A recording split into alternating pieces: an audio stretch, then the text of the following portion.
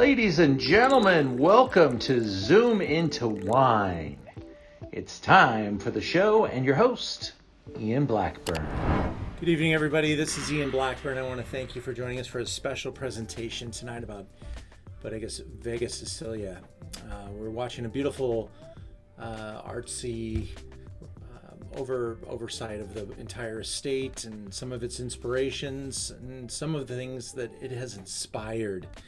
This is a really significant property we're about to taste with, and two of significant wines in the wine world.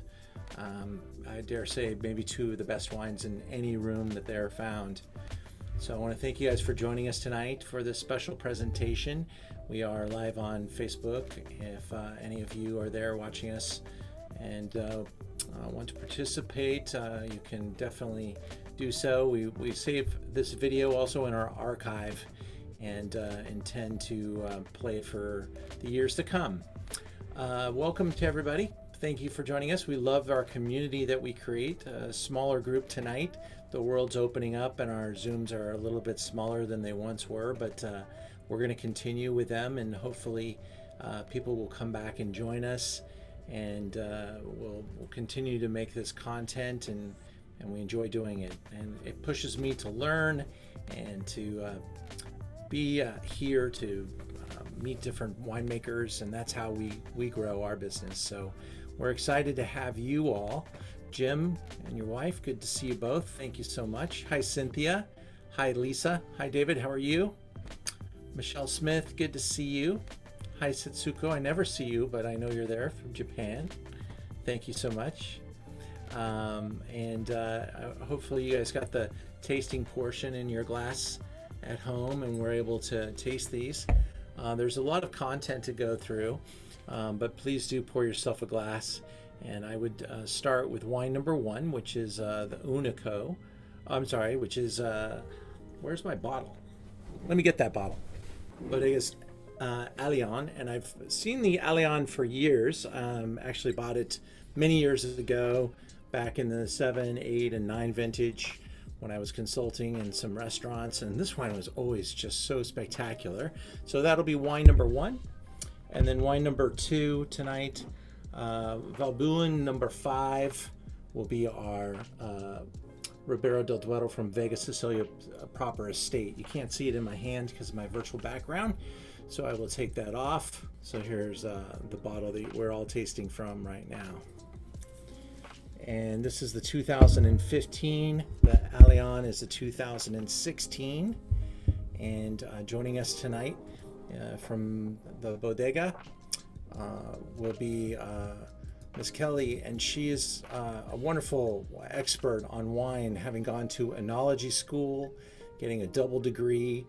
She is from Mexico City, where she lives now, and represents this great estate. And she worked all over the wine world in France and others, and she's really been kind of the face of the brand for a long time. So we'll get into now the content with Miss Kelly. Hey, Cecilia, how are you today, Diana? Very well, thank you, Ian. Hello, good evening, everyone. Are you in the U.S. or in Spain? So I'm actually based in Mexico City. I'm in charge of covering the export markets, of managing the export markets and representing the brands in the Americas. So I cover Canada all the way down to Argentina. Wow. And I'm based in Mexico City. Yes. Wow, fantastic. Wow. Well, how are things in Mexico City right now? Well, interesting. Things are opening up, not as fast as in the U.S., unfortunately, but things are looking better this year, which is good. I think for everyone, I think we're ready to start getting our lives back to what normal is now. But yeah, excited to see that things are opening up. Excellent. Well, I have long admired Vega Sicilia, the reputation, the consistency of quality has been very high. How long? Tell us about Vega Sicilia. Tell us, when were they established, and about the brand itself. Um, so Vega Sicilia, for those, I'm not sure if all of you are familiar with the name. Vega Sicilia, even though it sounds a little bit Italian, it's actually a Spanish winery that was founded in 1864 in Ribera del Duero, which Ribera del Duero, it's a wine region in Spain that is fairly recent. I mean, it's not one of the most popular wine regions from Spain, but the region itself, recognized as an AOC or as a wine region, was actually given in 1982. And it's a region that's about a 2 hour drive north of Madrid. Vega Sicilia was founded there in 1864. So for more than 100 years, it was pretty much the only winery there. It was actually the only winery for the 70 years prior to actually recognizing Ribera as an actual wine region. Wow.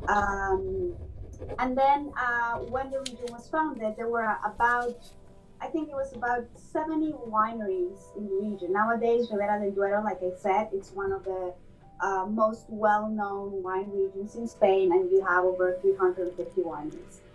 So the winery was founded there, and it was actually not founded as a winery. If we actually sort of imagine what things were back in 1864, it was actually a sort of a big farm, what we call in Spanish an hacienda, which means you have other things that are going on there, not only wine. The main focus is usually planting other crops, cereals, and maybe potatoes and other things. And vines were actually planted in the part of the farm where nothing else could grow, right? That's what their mentality or logic was. It's like we should plant just vines where we cannot actually plant cereals or something that we can actually eat, or eventually something to feed cattle or other animals, right? So Vega Sicilia was founded a little bit with that concept, and the founder, which his name was Eloy Lecanda, he actually started bringing some vines from France.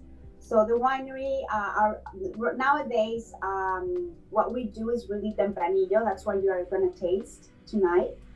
You're going to taste tempranillo, and that's really what we know, and that's really what we do right now, mostly for the most part. But back in the day, there was many varietals planted. Tempranillo was one of them.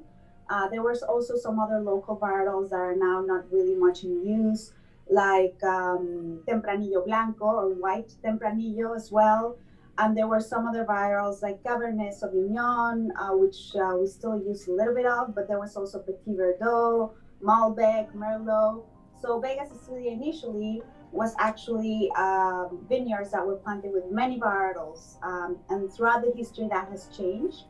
But what has actually not changed is sort of the philosophy that Vega Sicilia has.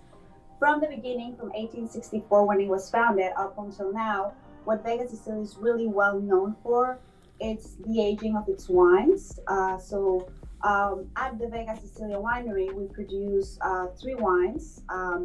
2 of them are actually wines that are harvested. The third one is just a blend of vintages. But we age our wines 5 years, 10 years, or even more before release, and are usually wines that have a really long life. So that's really what Vega Sicilia is very well known for. And it's a winery that it's considered an icon in Spain, but also that is considered one of those great terroirs in the world. Nowadays, we are very fortunate for us that love drinking wine, that we have fantastic wine coming from many parts of the world at many different price points. But it's true that wine and very sort of that type of wine that kind of stands out from the rest, it's really related to where it's grown. It's still a product that's very attached or linked to the agricultural roots of the product. And for sure, you still have what we were known as the 10 or 15 great terroirs in the world.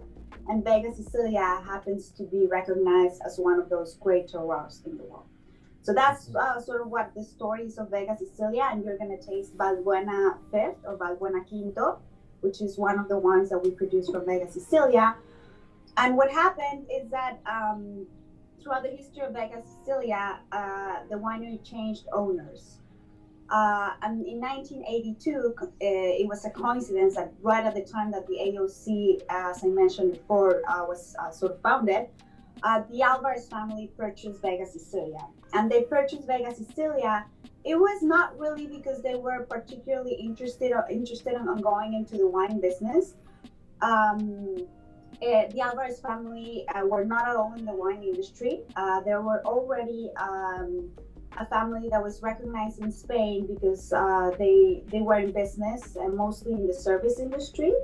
But the previous owner, which was the only one that was not Spanish in the history of Vega Sicilia, was a very wealthy Venezuelan businessman. And he purchased Vega Sicilia in the 60s because he tasted Unico in New York. He loved the wine and he purchased the winery.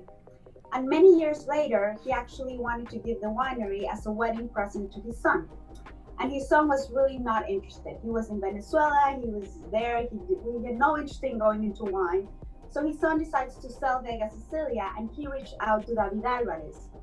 And David Alvarez started looking a little bit at the numbers and decided that the family wanted to invest and purchase Vega Sicilia with the idea that was a pure investment, the idea of selling the winery maybe in a few years. But David had I say, the very good idea of putting one of his 7 children in charge, Pablo. Pablo was a lawyer. He lived in Madrid.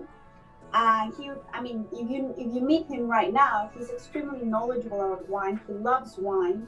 But at the time, he always says that he knew nothing about wine. He would drink wine at special occasions. He liked wine, but he did not have any interest in going into the wine business either.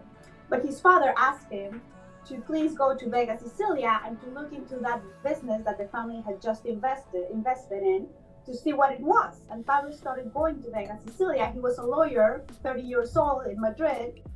And he started going once a week, to Vega Sicilia to see what was that about. And then he started getting interested by working with who was the manager and a little bit the person that did everything at Vega Sicilia back in the 80s. He started really getting close to him and he learned a lot. And he started going more often, 2 times a week, 3 times a week. He eventually moved to Valladolid, which is the closest town to where the winery is. And he completely fell in love with Vega Sicilia. And the reason I'm giving you all this background is because the other wine and the first wine you're tasting, which is Leon, actually comes from this kind of passion that Pablo developed. And he actually convinced his father and his siblings not to sell Vega Sicilia, to actually not only keep it, but really keep it as something that was going to be very valuable for the family because it was something very unique, and to start other projects. So nowadays, Vega Sicilia, or how we call the group, is Tempos Vega Sicilia. We have 5 wineries. One winery is Vega Sicilia, but we have 4 other wineries, 3 in Spain and 1 in Hungary, actually. And one of the wineries is Leon, which was the first project outside of Vega Sicilia that the family started, also in Ribera del Duero. Great story. Great. All right. So she has a deep understanding of the property. She's been there now for several years and really carries that forward in her knowledge of the inner workings. And it's fascinating that, with this well-moneyed family thought of it as a temporary investment. But once the children got involved, they really started to take up their interest, and the investments continued even till today. So I'm going to show you some other things to consider here. Let me get my window oriented, and we've got a little PowerPoint that I wanted to show you of some of their holdings. I'm assuming that most of you have broken into the Alliance, and it is a very enjoyable, beautiful first wine to get started, and we will talk about it in a few, but please do enjoy it. And if you finish it all, I don't blame you. But here we go with a little presentation. So here's the Tempos Vega Sicilia, the portfolio of the brand, and a little bit of the timeline to show you here. 82, they kind of get started, they fix things up, and oh, let's start a new winery, and that's going pretty well. So let's buy another one, and then by 2001 they bought another one, in 2013 another one. So the stock has been going up pretty nicely, and these are all super brands. Obviously, not only well led but well financed group. When we look at Spain, here's where the properties are. We can see, we got Madrid down here. Oh, my annotate just didn't work. Sorry about that. Let me go back and do that again. We've got Madrid down here. You've got Barcelona over here. You've got your Albarino over here. This is Rioja, which they now own a property in, but Ribera del Duero. It's right along the river, and this is a magical spot. And there's a number of great wine brands in Ribera now. And so they not only own Vega, Sicilia, but right next door is the Allion property.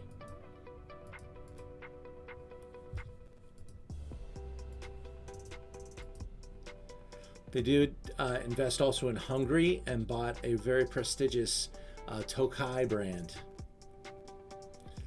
Here we are looking at some of the facility, and when they make Tokai, they use some different grape varieties than they use in making.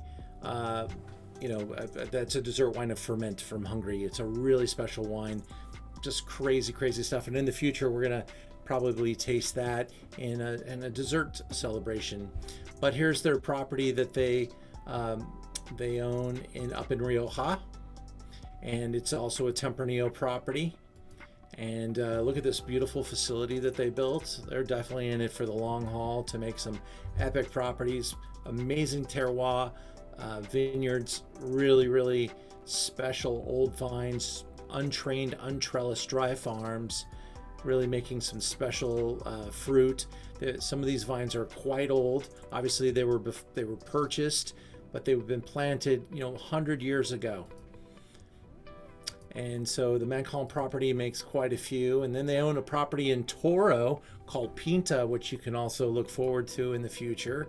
A beautiful 2015 Pinta. Vineyards look very similar, but just really iconic type of productions that they're trying to make. Low yields, this galets type of soil, these rounded rocks, the bottom of riverbeds. And then we get into Allion, and we can see the entire region here, Ribera del Duero, and the river, the Duero River that runs through it. And here's the way that Allion is laid out. It's actually kind of canvases a large area, and they've been able to source this vineyard. And this was originally thought to be kind of an extension of Vega Sicilia, but it became a brand on its own. The grape is known as Tinto Fino, but it is Tempranillo. It's just Tinto Fino is the name of the species of Tempranillo that they grow in Ribera. Now, Vega Sicilia, you heard the origins were from the 1800s, purchased by the family in 82, right at the edge of this amazing hillside. And it's a very significant property. I think she said it was something around 3,000 acres. But these wines are really at a different echelon, and they're really known for their ageability. They did used to use a larger swath of grape varieties, but over time it's become increasingly more and more Tempranillo, and just a small splash of Merlot is used in this wine. The top wine from the house is called Unico. And Unico is the really long aging, and this goes back in the era too. Back in the 80s, they required Rioja to be aged for 5 years. So why wouldn't they make a wine that needed to exceed the aging requirements of Rioja? It really has set the tone. So Unico is their top release, and oh, by the way, they don't release Unico every year. They release Unico as it becomes ready. So the next vintage of Unico that's coming onto the market is the 2010, because they knew that this is going to be a special wine. They wanted to lay it down, and this wine starts currently at around $600 a bottle, and not the wine that we're tasting tonight. But they do make a Unico Reserve Especial, which is even more interesting because it's kind of the champagne method of blending. And they blend 3 vintages together. They make it so it's not even vintage dated, but they do tend to tell you on the label what the vintages are. And it creates just a really different wine. And she'll go on to tell us a little bit about this, but basically they're blending together because every year is a different vintage and different things are happening. And some vintages are big and powerful and some are pretty and elegant. And this wine truly represents like the average or the mean of the property, and really an interesting wine to try. A look as if we're standing in the vineyard at this wonderful estuary that they have here. All the barrels, and many of the Spanish producers do this. They have their own barrel making on property. They age their own oak, and this is French oak. And they age it for a very long period of time, get it really, really hard, and get the grain very tight. And so they make their own barrel. Let's talk about the wine that's in the glass.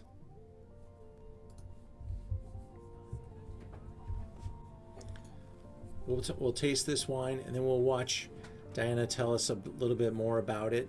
But this is basically the modern Vega Sicilia property. This is made with a little bit more modern mentality. And as we can see, this just saturated in color. It's black, basically.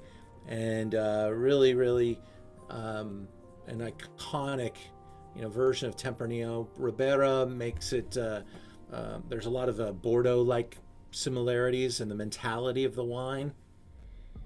Obviously, here we're talking about a pure Tempranillo here, but by the time we get to Vega Sicilia, they really are incorporating some even more Bordeaux-like mentality, but also Bordeaux varietal.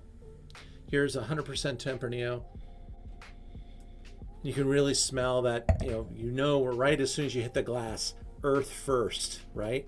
And you can smell that earthiness and that depth and that spice and that pepper. And then you get to the fruit.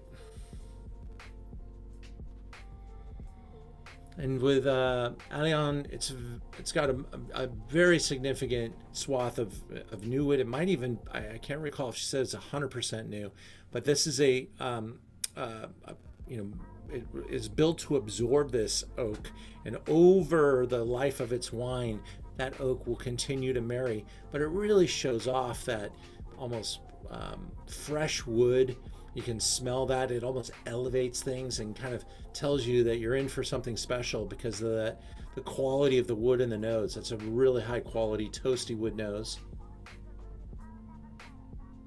And what we're tasting tonight, these are no slouches. 15 and 16 in the history of wine, in our lives anyway, it doesn't get much better than a European 15 and 16 combination. This is like a really magical bing bang. Which one's better? It depends on who you ask and what day you're drinking it. So let's get into some of the facts about this wine and go back into the video and have Diana tell us a little bit more about it. Story. And the wines, are considered some of the most collected wines in the world today. But were the wines that good back in the 1980s? I mean, couldn't you, from far away, see that this was a diamond? So in the 1980s, Vega Sicilia was not as well known as it is today. Today we are exported to 150 countries. We are very fortunate because the wine is actually 100% sold through allocation. That means that in Spain, for example, we have a list of direct consumers, clients, that includes private customers, hotels, restaurants, stores. Everyone that wants to buy Vega Sicilia in Spain has to buy it directly from the winery. There's no distribution in Spain. And we have a list of about 3,500 clients, direct clients in Spain. But we have a list that it's, I believe, more than 4,000 people that are on the wait list to buy directly from Vega Sicilia. So that's what happens in Spain, and now we actually have that same concept abroad, but the difference is that we allocate it to different countries. So we allocate the amount of wine that's available for the US, for other European countries, for maybe China, for other, etc. So in the 1980s, this system was going on, except that Vega Sicilia was definitely not exported to 150 countries, but was already a very recognized wine, especially in Spain. Now, one of the things that Vega Sicilia has kept throughout the history, like I mentioned in the beginning, is sort of the aging process of the wine. So in 1982, it was already a winery not only that was recognized, but the wines were extremely approachable and drinkable. A lot of people, I have this question that, you know how Bordeaux back in the day were wines that when they were released were very difficult to drink. So that's why they were actually put down and cellared for a little bit longer, because they actually, let's say, became the Bordeaux that were so fantastic years after in bottle. And that's a 2005. And tell us about that wine. So Allion, it's the first project that the family started outside of Vega Sicilia. This project started in the early 1990s. So still, Ribera del Duero was a very young wine region, or a recognized wine region as an AOC. So there was still possibility of sourcing grapes and getting something interesting. And the family had the idea, or Pablo had the idea actually, of having a more modern version of Vega Sicilia. And by modern, I mean a wine that was a monovarietal. So a wine that was only going to be Tempranillo or Tinto Fino, the name that we give to Tempranillo or to the clone of Tempranillo from Ribera del Duero. And it was only going to be 3 years of aging. So it was going to be a shorter aging, it was going to be a monovarietal, and it was going to be aged in 100% new French oak. So it was going to be a more, like I said, modern, younger version. So the thing that happened with Allion is that it actually became a sort of flagship wine for the region. And nowadays, it's not considered a modern version of Ribera del Duero. It's considered sort of a Ribera del Duero wine nowadays. The wine actually, the winery itself, it's like 7 miles from the Vega Sicilia winery. It's extremely close. And what happened here is that we used to produce a third wine in Vega Sicilia that was called Valbuena Third. And the grapes that were used for Valbuena Third actually have been going to Allion ever since. So we stopped producing Valbuena Third. I think the last vintage was 1988. And all those grapes are now part of Allion. They make up 50% of the wine. So 50% of the grapes of Allion come from the Vega Sicilia estate, from the vineyards that are closer to the Duero River.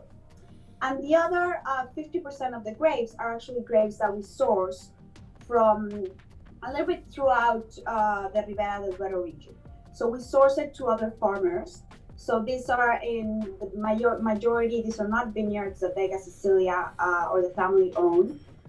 These are agreements that were made with the farmers back in the day that we still keep up to date, with the possibility that if they eventually want to sell, Vega Sicilia, of course, will purchase them. But if not, we have been working with them for many years already. We work very well. Vega Sicilia monitors and follows up in every single part of the process, from planting to all the way to growing, the whole growing cycle and everything. And what's interesting is that Ribera del Duero as a region, and then we start doing the aging and doing the blending. And we believe that really adds to the complexity of the wine, because there's Vega Sicilia has the philosophy that this attention to detail and actually being able to vinify and understand every single sub-region actually helps give some extra layers to the final wine. So ever since the beginning, since 1991, which was the first vintage of Allion is still to date 100% Tinto Fino. So it's still 100% Tempranillo from Ribera del Duero. Up until the 2015 vintage, it was a wine that was aged for 12 months in new French oak and 2 years in bottle. That was Leon. It was very simple, very straightforward, and you had that, let's say, yeah, you had a very different profile than what you get from the Vega Sicilia wines. And you will see that very now, because it's interesting to see that you will have the Tempranillo from Leon, and then you'll have the Tempranillo from Valbuena. You'll see that Leon, it's a lot more straightforward. It's a wine that it's usually very generous. It is very well integrated, but it tends to be very generous, especially in warm vintages. The only difference that you will have in the 2016 that we think it's sort of a milestone vintage for us is that Gonzalo, our head winemaker, a little bit reading a little bit how we were getting vintages in, he decided to introduce concrete vats to the aging. So we do 90% mostly new French oak, like we did past almost 30 years. So 2016, we think it's a milestone vintage for us because of that switch in the aging that had been done for many years, and also because we believe it's a very it was a successful move for Gonzalo and the team in that way. I mean, you'll tell me you're gonna taste it now.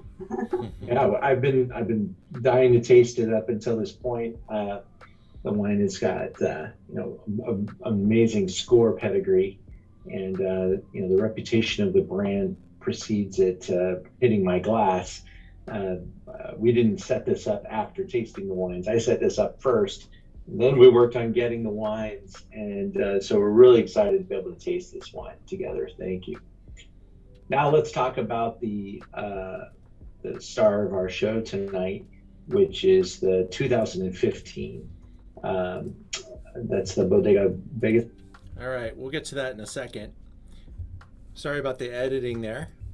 Got some editing round edges to improve there, but my girl is working hard on trying to improve her editing skills. And I was laughing a little bit if you were watching me. But we had a lot of content there. She is a very passionate young lady, and she is very knowledgeable. So we're trying to shape the discussion. But here we are, 2016, Allion, 7 miles from Vega, Sicilia. It's been 100% French oak in the past. And now what they incorporated is the concrete vat, which sounds like they took a step back, but it is kind of a step forward in the way the wine world works. We learn from the past, and then we kind of reinvent it again. And the concrete allows for very slow micro oxygenation, and so it preserves the freshness of the fruit. And great houses, like you walk into Chateau Petrus and you expect to see a lot of wood, and they make their wine in concrete vats and then age it in the wood barrel. And so that's what they're doing here, with 90% of the wine being aged in wood barrel and 10% in the concrete, and then the blend is created. Now 2016, as we talked about, is a significant warm, ripe, and delicious vintage, and as I pointed out before, I really think the wine is showy, and you can definitely smell that wood. But how does it taste in your glass? And for those that are watching at home, we poured everyone a little vial of the wine, and we delivered it to their home, to the folks that are on the screen with us tonight, and they're tasting from the same bottle that I am, and all this happened in about 24 to 48 hours. And I really think the wine actually might even be better today than when I first opened it, just because of that very slow almost decantation that the wine has gone through, getting from me to you. So I really hope you're enjoying it. How's it tasting? Jim, is that making you happy? Thank you, Ian. Yeah, all good from us. Yeah, we really love the Allion. It's delicious wine. Have you tried that before? No, haven't had either of these before. So this is a great program you have to introduce it. so glad that we could do it.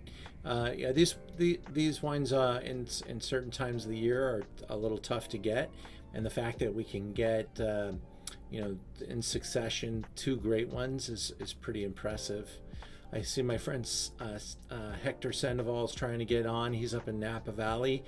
He was just shooting the kind of the historical tasting that's taking place up there right now at Chateau Montelena. I think it's 45 years ago that they won the competition in Paris, and so he was up for the special presentation. He's tuning in probably with his phone as a listener, because he's in the remote guest house of a vintner.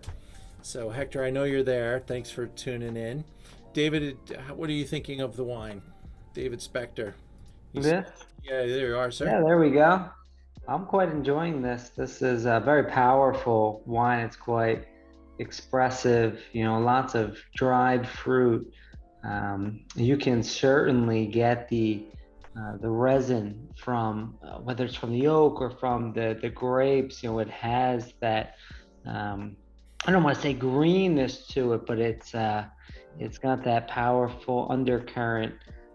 This is a wine that I'm taking a sip. It's got a lot of vibrancy, a lot of acidity. I'm going back for another sip, but you called it. You said, hey, it's earth and spice first, and then fruit, and which is certainly my style of wine.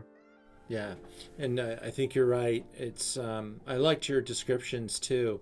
That it's kind of that sap of wood, or that kind of that greenness of a fresh wine too at the same time, because this is a baby. And while it's enjoyable like a modern, maybe New World wine in its youth. But this has quite the capacity to age. So, and I will say that these wines could actually be considered investment grade wine, because they've been fairly consistent in their price over the last 10 years. The Allion has actually increased probably 10% every couple of years. So it's been a rising price tag, and Vega Sicilia is definitely gone up quite a bit. So it could be a nice portfolio addition for you to age. And the good thing about wine investment is if the stock market crashes, you could always drink your investment. So it's always something I can encourage people to diversify a little bit, because you definitely don't want to be left with holding a Bitcoin when it goes to zero, I say that I own a Bitcoin. I'm very excited about my Bitcoin, my one Bitcoin. Paid $800 for it too. I'm very proud of that. Early adapter. All right. Anthony Gabriel, did I get the wines to you down there in Manhattan Beach, buddy? You sure did. I'm enjoying them right here. I'm by myself tonight, so I'm drinking alone. I like it. I like it. Oh. Is that an open invitation? We can join you. Come on down. All right. Good to see you, brother. Good to see you too, Ian. The wine's fantastic, by the way. Yeah. Cool. Actually, I don't know if you know this. Tess did a dinner about 6 months ago. There was a Vega dinner with 7 different wines, so it was pretty fun. So I've gotten to try it. I've tried them before, which is why I signed up for today. Yeah, so. They're not the kind of thing that you see. I tried it once, and it was just okay. Nah. You definitely walked away from these wines saying, "Oh yeah, I got it." Yeah, they were all good. Yeah, for sure. Well, great to have you on the Zoom. We're going to move from the Allion 2016 into the star of our show tonight, the Valbuena Cinco. And let's see how our editing tools worked for the second part of our video. Ian, what's the alcohol percentage on these? Okay, that's a very good question. And Spain tends to be a warmer spot. It's definitely a little closer to the equator. So compared to France, you usually find alcohols that can go a little bit north. And this first bottle is at 15%. The Valbuena is at 14.5. So they're definitely going to express that ripeness and richness, and they did a good job. There's nothing overripe about this wine, however, and so it just takes 15% alcohol to get us there.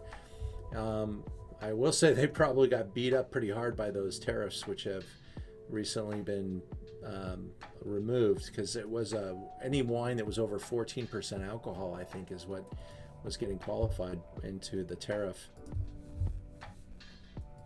All right, let's go in and watch part 2 here and talk about Valbuena 5, and we're drinking the 2015. Sicilia Valbuena 5 Año or Cinco Año. Yeah, okay on my Spanish? Yes, perfect. Okay, and this wine represents a single vintage, but the house also makes a wine that's a blend of vintages, correct?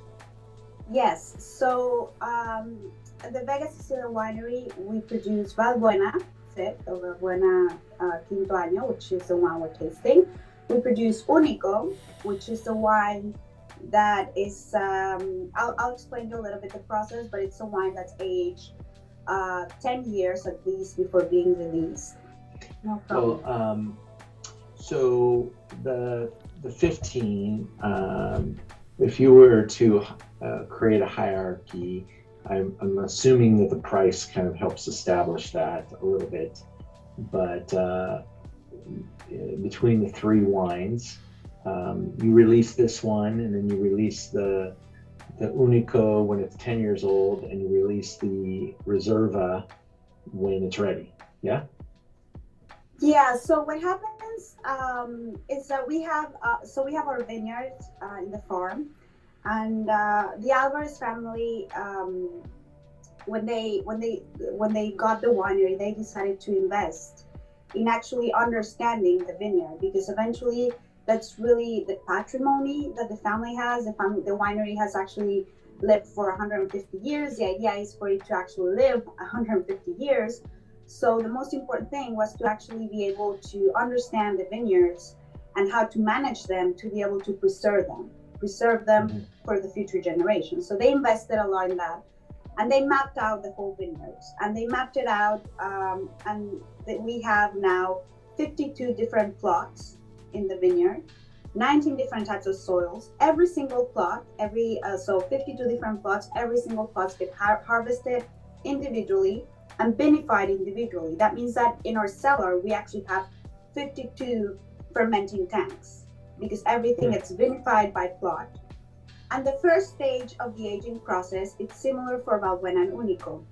They go into barrels, the size that we know, the 225-liter barrels, French oak and American oak, so both about 50-50 approximately. This vintage that you have, it's about a 95% Pinto Fino, 5% Merlot in the blend. So from that sort of mix of varietals that we had in the vineyard, we had obviously to start replanting. And when we started replanting, the way we do it is we use our own genetic materials. So we replant our own vines, we clone them, and we replant our own vines. Sure. Picking the best ones. And when we started doing that, it was, they just figured out that really what was working best was planting Tempranillo. Merlot, it works good in a small percentage, and we still keep Cabernet Sauvignon. But for example, for Valbuena, up until the 2008 vintage, we still had a little bit of Malbec in the blend. So not too many years ago, there was still some Malbec used for Valbuena. But the problem is that when we tried to replant it, it just was not working. The quality of the grapes that we were getting from those younger vines was in no way getting the quality that we had from those older vines. We were getting too much alcohol, not too much acidity. It was just not the quality of fruit that we wanted. So we decided to stop Malbec and focus on what really works, which is Tinto Fino, Tempranillo, with the very simple idea that the better the grapes you put into the wine, the better the wine is always going to be. Understood. Yeah, that's fascinating and exciting at the same time. In a blind tasting, there's 3 wines presented in front of you, and you know that one of them is from Vega Sicilia, what is going to make that wine stand out? What are you going to be looking for to determine which one is Vega Sicilia? Oh, that's a very good question. I would say it's in part it would be obviously the experience of sort of tasting the wines by the nose. I would say specifically if I know where they're coming from, if I know it's Ribera del Duero, I believe it's relatively easy because both Valbuena and Unico are a little bit outside of the normal profile that you get from Ribera del Duero, in the sense that sometimes you think that as you go up in, I don't know, either in price or in quality in the wines, you're gaining in intensity. And it's not really the case. With Valbuena and Unico, you do not gain in intensity. Actually, I do believe Aldeon is much more intense than Valbuena. You gain a lot in elegance, and the wines actually become, let's say, it's not expressive. They become less powerful in a way, less, and they gain a lot more in layers and complexity. So Valbuena is going to be a wine that when you taste it, you will have some fruit, but it's not going to be fruit that's kind of in your face and right away. You will eventually start getting some fruit, and as the wine kind of sits in your glass, it's going to start opening up, and you're going to see many layers to it. But nothing is going to extremely stand out. You're not going to sense the oak. You're not going to sense the fruit. It's a wine that is going to be very difficult to pull apart, because it's going to be so integrated that you're not going to get, oh, I get, the sort of the toast and the vanilla and the oak notes. Oh, and I get, the berries and the warm fruit on the side. Like sometimes you can get in younger wines or in more, expressive, more powerful versions of Tempranillo. With both Valbuena and Unico, I think that they are wines that they're slowly start opening up, but nothing really pops out. Everything is so integrated that you get a very complex nose as a whole. And like I said, if knowing it's coming from Ribera del Duero, I think the fact that the wines are so elegant, and sometimes I'm not sure it's the right descriptor, but it's lighter in style in a way. It's not a heavy style of Ribera del Duero. It's a very sort of more balanced, light style of Ribera del Duero. You came from a past of, it looks like your academic background. You had both a degree in food science and engineering. Yes. That's an interesting combination. Yes. What did you have in mind when you took those two degrees? Well, it's actually one degree. It's food science, but also you have to take in the engineering part, because it's how do you transform the food into what we know nowadays as the packaged or even the food that you eat in restaurants. Everything it's engineered so that it's available to us. Yeah. Which is good. And then a very fun degree, but obviously afterwards, the actual, I guess, it's very fun to learn it, but then when you have to put it into practice, it's not as fun as learning how to do it, obviously. And what led you into wine? You went to work for Pernod Ricard, and it looks like you even lived in Paris for a while. So I had the opportunity to do a study abroad program when I was doing my food science and engineering studies. And I decided to go to France because that was an option and I could learn French. And when I got there, studying food science in France, it's very linked to agriculture, extremely linked to agriculture. So the university I was at had many different options, and one of the options was wine, obviously, because it's such a big part of the French culture and French agriculture. And because we didn't really have that, we didn't really go into detail in my studies back home. I decided to do that just to learn something different, and I really, really enjoyed studying viticulture and enology. And I decided then later to do my master's in France in enology and viticulture, and that's why I stayed in Paris for a few years after working there. Sounds like a good plan to me. Well, it's been fascinating talking to you, and we thank you for enriching us on the the history of the brand and the products that we're about to taste. And thank you very much for giving us this time. Thank you so much, Ian, and thank you, everyone. I really hope you enjoy the wines. And yeah, please do give me your comments afterwards to see what everyone thought about both. Which one did they prefer for drinking now and maybe from drinking later? All right, so we're going to ask that question tonight. Which one did you prefer for drinking now and drinking later? And when you come to Los Angeles, make sure you come say hi. Maybe we can even do something a little grander in person. Of course. I'd love the opportunity. Thank you so much for giving us the space and for giving us the opportunity to show our wines. So, which one do you prefer tonight? You could even just say, in the context of having it tonight. Let's not talk about prices yet. Just think about the two wines that you tasted, and do you have a favorite? But I saw some people contemplating the nose on this Valbuena 5. It is a little less obvious, and you do have to maybe think about it a little bit more.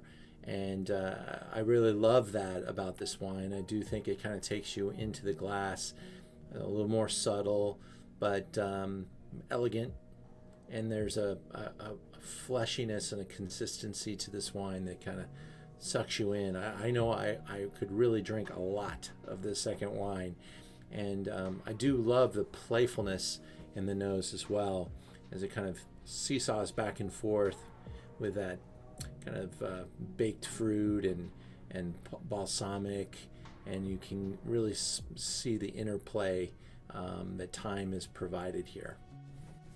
Got some comments here, and then please, I'm going to take you guys off mute so you can tell me what your thoughts are and share, and any comments that you would like to make or questions. So I think I've successfully done that. Yeah, I said mute on entry. Ask to unmute. That's what I'm done. Okay. So so you guys, thank you for joining us tonight. And any questions or comments?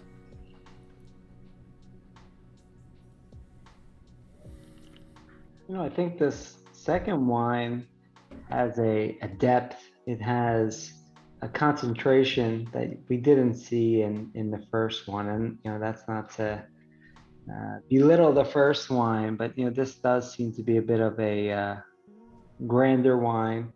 A lot of really dark fruits that have this kind of vibrancy that ripples out. You take a sip and it's just not only the finish in the back, but throughout the whole palate. That is quite enjoyable, and totally agree. This is certainly a wine where you could enjoy all night, taking small sips and discovering something new about it each and every sip. Agreed. I think that balsamic note that you kind of get there, it acts like balsamic in the wine too. It's kind of got this zippy acidity that kind of brings you back, like thirsty for more. I think maybe some wines you put in your mouth and you kind of tasting them for a long period of time, and there's not a urgency to like revisit that right away, but this one just really pulls you back in. That's my comment about it. Now, for the Elan, me personally, I think it's maybe easier to enjoy for some. I think it has an approachability and a likability and a access. And I think of this wine being perfect for my brother, who likes like massive Napa Valley, really, oaky type of wines, flashy. This is a little flashier, and I think that this one has a little bit more romance and a little bit more, intellectual side, a little bit more like a book. You actually have to open it up and read it, and this is more like the movie version. Second one I want with food. Totally. Yeah. I want a little bit more. It's got something, I don't know how to describe it after that first sip, got a little something on the tongue that I can't quite. Yeah. That's the acidity dancing and pulling me in there. What kind of food would you like with that, Lisa? And little Spanish tapas or some nice. Oh, I could do anything. A charcuterie plate or some. So I got a new restaurant for you to check out. It's a beautiful new place that just opened up on Robertson near Beverly. It's called Soulmate. And this was a restaurant that was due to open right as the pandemic started. They've already actually gone through 2 chefs because the original chef had to go and get work. And the group just opened up, and the new chef, when they first opened, it was kind of like a Mediterranean menu, and the new chef is really focused on Spanish. And so paella is on the menu. Oh, see, I can with this. Yeah, totally. And there's all kinds of Spanish tapa appetizers. So Soulmate will be someplace to check out. And it's not just for the food. This is a gorgeous, sexy restaurant. It will definitely succeed in the nightlife world as a place to kind of gather. And its location, it's got big bars, it's got a sushi bar in the back where they're doing ceviche style or crudo style, that's the word I'm looking for, crudo style fish.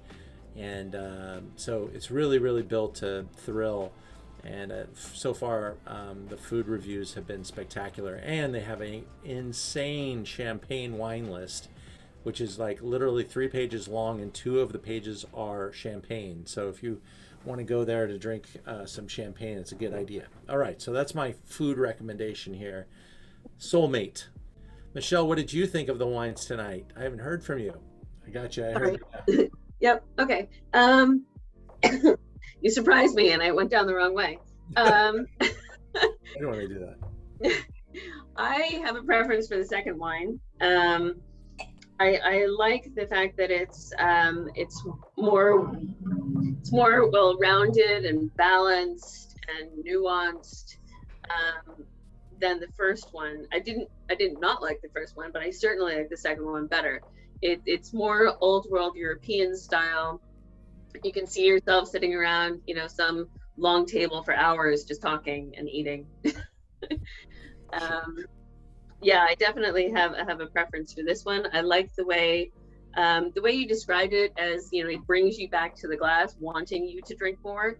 Because when you first taste it, and all of a sudden you feel as though you're a bit parched, even though you just drank something, and you think, oh, I'm gonna try that again, and you just keep going back and back and back.